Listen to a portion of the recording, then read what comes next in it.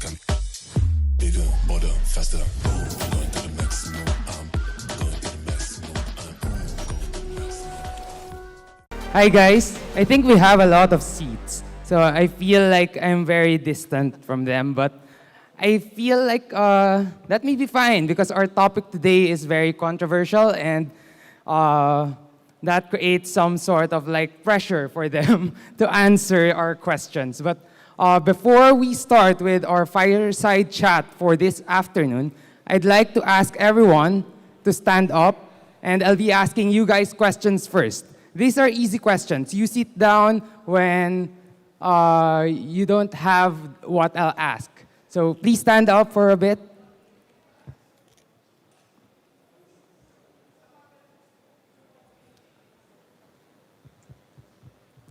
All right. So my first question is, who here has an NFT? Please sit down. Wow, okay. That's a lot. So those who are standing up, who here hasn't heard of NFTs yet? So those who hasn't heard, please remain standing up. Yeah. Okay.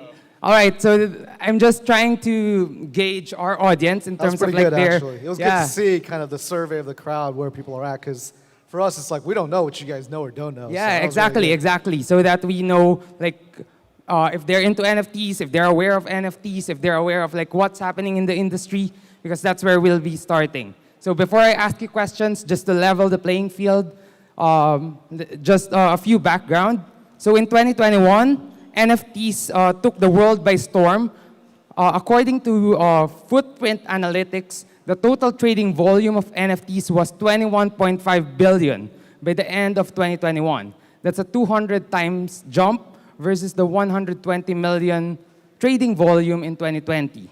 The number of NFT traders also increased 50 times, or more than 50 times, from 1.3 million to 66.4 million by the end of 2021. This is thanks to some of the NFTs like Axie Infinity, NBA Top Shot, and of course, Bored Ape Yacht Club and other NFTs that came in 2021. But as we know, we're here now in 2022. This year, the trading volume has tumbled 97% from its peak.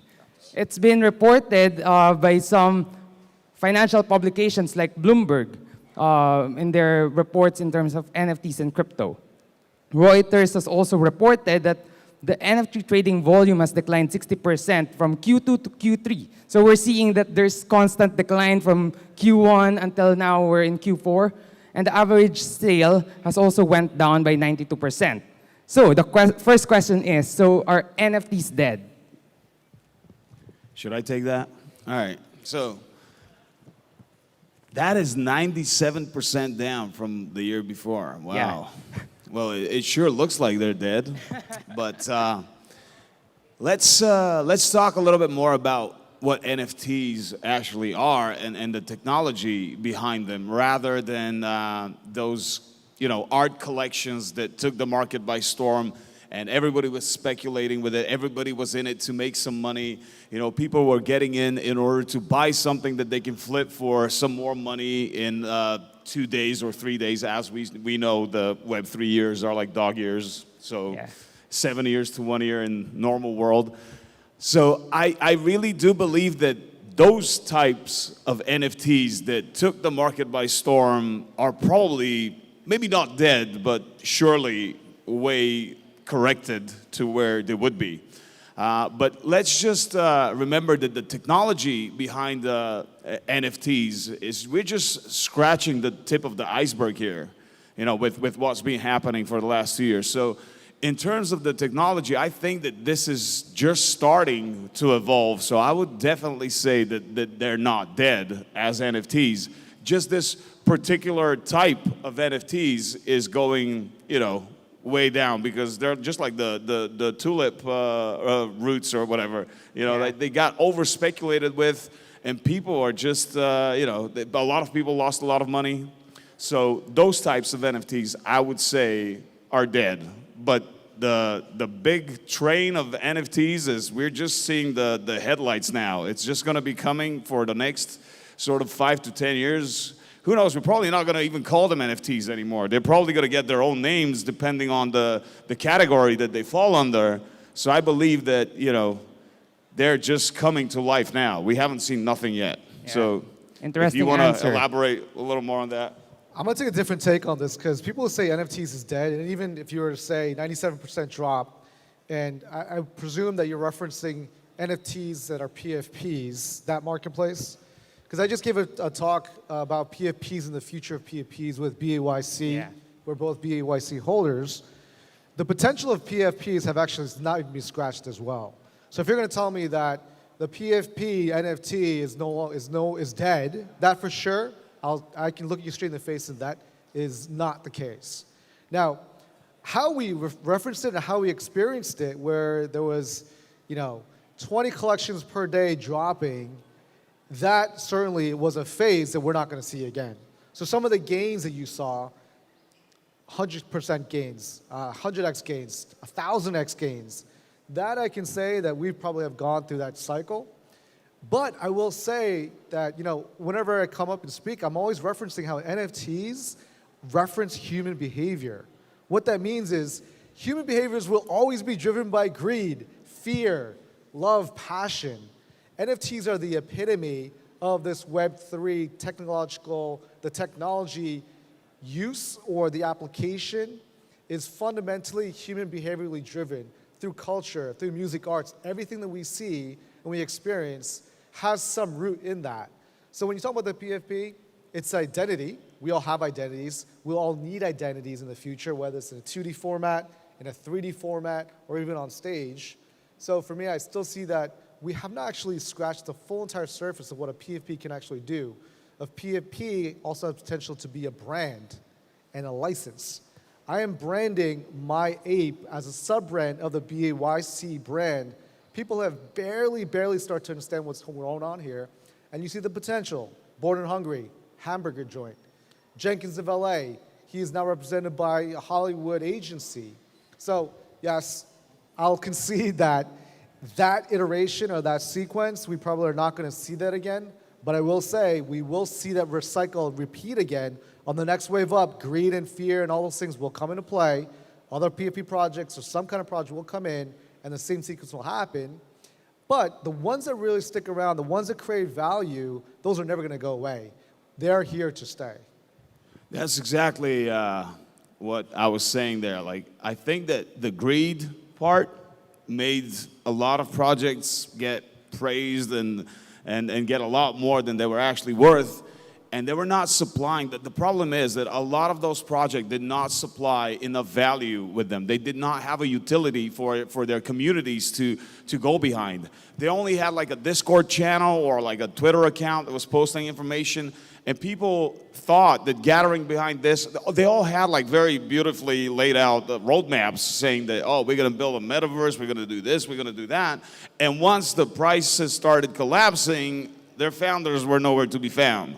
So I do believe that the ones that bring value will stay, and I believe that this is why even the project that I'm working on, we want to launch the NFTs once the utility is done, because the people have been burned a lot of times already. Nobody wants to invest in an NFT in empty promises that something is going to happen along the line. So this is why we're working to actually bring the proof of concept, show them what they're building, and once they actually get their NFT, they will be able to enter and interact in our metaverse on the same day, not in 2 years. So, but yeah, I would really love to see if the greed factor comes along as strong as the first time. That would be interesting to me. I believe that a lot of people lost a lot of money, and that's going to still burn their little hearts whenever it comes to doing it again. Human behaviors, you can always predict. Greed will always be part of this, as the same part of excitement and joy will as well. Really interesting with the answers that you both gave. It's pointed towards two different potential futures of NFTs, which may both happen, by the way. Of course, NFTs is still potentially very young as an industry, but also a lot of people discount that this industry may already be dead. So, and that's why we're having this panel right now. But I want to focus on with like both of your answers in terms of like where you are headed with both. Like both of you are founders of your respective projects, like Catbolica and Meta Savages. And for people around here, like Catbolica is like a PFP project, and obviously Jin can discuss more about it. And like Meta Savages, as Todor mentioned, is a metaverse project. So I'll go first with Jin. Like there, in terms of like the Catbolica, there may be several people here who doesn't have an NFT. As we've seen earlier, those people who remained standing up when I asked if you have an NFT, they were still standing up. So there are a handful of people here who don't have an NFT.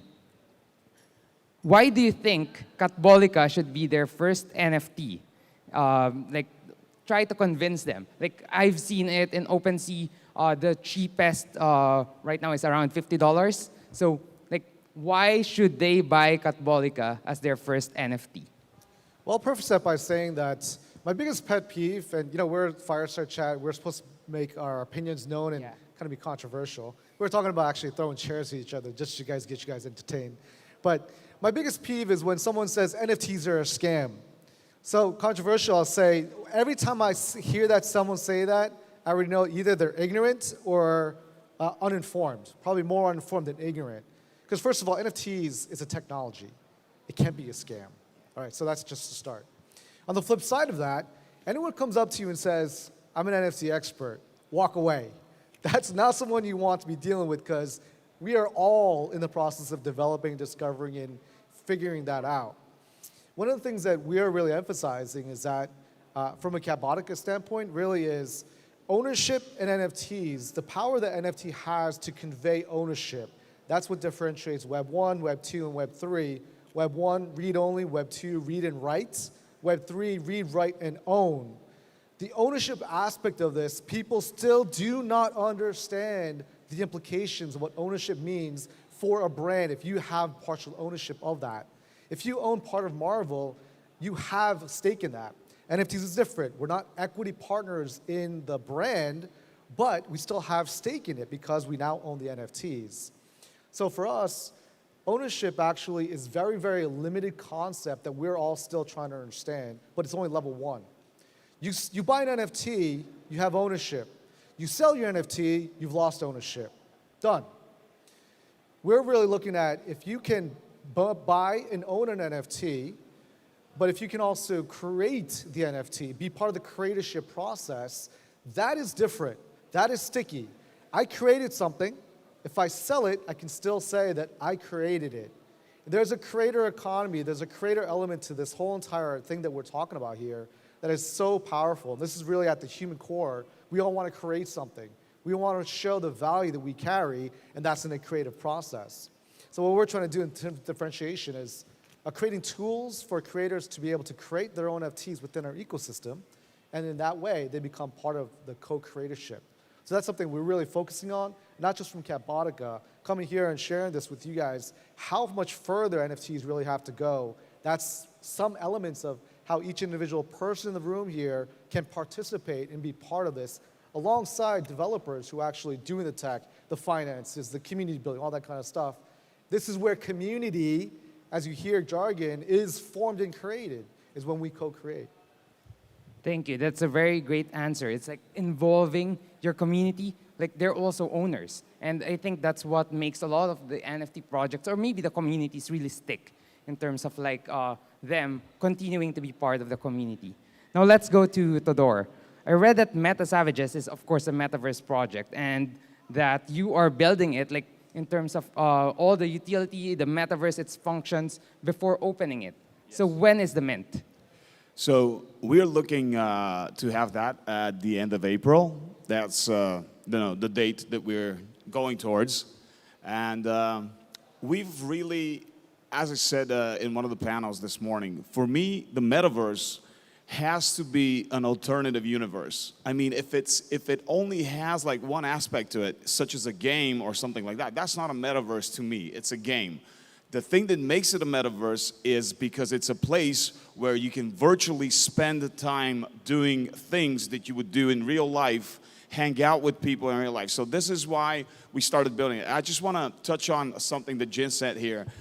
We are also focusing on developing this part of the community, which is going to create within our metaverse. We want to open up because this is what most of the successful Web 2 companies have done, and this is something that we need to adopt. Like Apple created the App Store and allowed people to create and sell their product in their platform. Amazon got successful once they allowed third-party sellers to sell in their platform. It wasn't that successful as a bookstore, but once they opened up, it became a different thing. So what we're going to be doing is we're going to allow people to create clothing, accessories for our avatars. We're going to allow them to create vehicles. We are going to allow them to create buildings and structures within our metaverse so they can really engage in creating their own NFTs and selling them within the internal NFT marketplace that we're going to have. So that way they not only have ownership of the project itself, but they can also create, because I love the concept of that. That's why I wanted to touch on it, because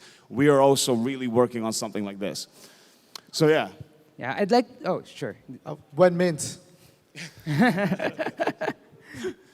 no, I'd like to also ask another question with regards to the metaverse. Obviously, the metaverse as a concept, it's not yet as fleshed out as like NFTs maybe. Like a lot of people still have skepticism towards, is metaverse really the future? Is the digital world really the future? And it also does not help when we are seeing news like the biggest metaverses out there, like Sandbox and Decentraland, had like a DAU of like 1,000 to 2,000 like right now. And like they are billion-dollar companies. So what's your take in terms of like this current state of metaverse? Okay, so how many of you guys have been in the Decentraland metaverse? Can I see like a raise of hands?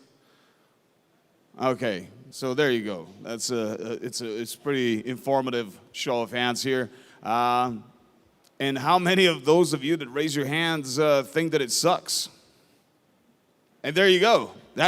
That's what it is. It really sucks. This is what we have right now. These are the metaverses that are out right now. I cannot spend more than 5 minutes in it, because it's blocky, it's got bad graphics, it's laggy, it's terrible. This is not what the metaverse should be. The metaverse should be an immersive space whenever you go, it looks better than the real world, because we have the option. I mean, you guys have seen all the AAA games. This is what a metaverse should look like. It shouldn't look like a Minecraft blocky thing running around. It should look like something that you want to look like, So when you build your avatar, you're like, wow, I want to be this. This is who I want to be. I don't want to be a short, blocky figure running around and doing nothing, limited to what I can do, taking like 20 minutes to get in and 30 minutes to get out. It's crazy. So we do not have an actual good example of a metaverse of now. They are billion-dollar companies simply because they were there first and they call themselves metaverses. And they rode that name and sort of got the attention of people, and people started throwing money at it, like getting land and doing. What are they going to do with that land there? It's not a place where I would spend time in. So this is why we are building on Unreal 5. This is the platform used to build the top AAA games, because we wanted to give our community a feeling of immersiveness that is better than their surrounding. So this is the key, if you ask me, to having a successful platform. Is something that is stunning. It's nice to look at. It's not laggy. It's cool to move through it. It gives you a lot of options to do different things. If you want to go and gamble, go and gamble. If you want to go and hear like a talk like the one that we're having right now, then we make the setting to have a talk like this, and everybody can sit and listen in a much more interactive way. Even we don't have like a 2D screen behind us. We can have like holograms floating around and showcasing and showing what we're talking about and stuff like that. So the potential is unbelievable. It's an untapped potential. Nobody has really done anything in there to bring the immersiveness that it can bring. And as we already said, the metaverse is probably the real metaverse that everybody's expecting is probably going to be like 5, 10, 30 years down the line. But in order for us to get there, we need to build something a lot more immersive and stunning looking and like giving you a place to enjoy spending time in. And this is what I think the problem is with the current metaverses. They just don't work. That's it. Thank you for that. I guess we're running out of time, but one last question. Jin, what's your take in terms of like the ownership of assets and how you can use it in the metaverse? Like, obviously, you can connect your wallets across different platforms and you own things. Is that gonna be the future? Is the open metaverse the future? I think it has to be. The metaverses currently that we experience are all closed ecosystems. The metaverse, the capital M, still is not out there. And one of the things I think we really need to see is actually hardware. So as much as Meta gets flack for all the things that they have, I also give them a lot of credit. They're throwing billions of dollars into the hardware. No other one has the guts to do that. And this is, to some degree, it's a hardware solution that just needs to be provided, but we need people doing that. The ownership element, this is where I think I really wanted, one of the things I wanted to share with this community is that as people working as teams and talking to corporations and different insiders, you guys have no idea the kinds of conversations that are happening behind closed doors about how excited, how prepared, how everyone is developing a strategy basically to find some way to get you guys, us, with our ownership elements and NFTs into their ecosystems, or partner with a Web3 company to do the same thing. Ownership is gonna be paramount in every industry, every business model. The same way Web2 disrupted all business models, we're gonna see that in Web3. So don't listen to the news cycle, NFTs are dead. Don't talk about crypto winter, it's gonna last forever. Educate yourself, get in these spaces, connect, network. The potential for ownership is untapped, unknown, and this is where these conversations are so critical to be happening. Thanks, Jin. Thanks, Dodor. And thanks, everyone, for listening to this Fireside Chat. Again, Thank you. Is NFTs dead? Probably not, unless we stop building. Thank you. Philippine Blockchain Week. See you next year.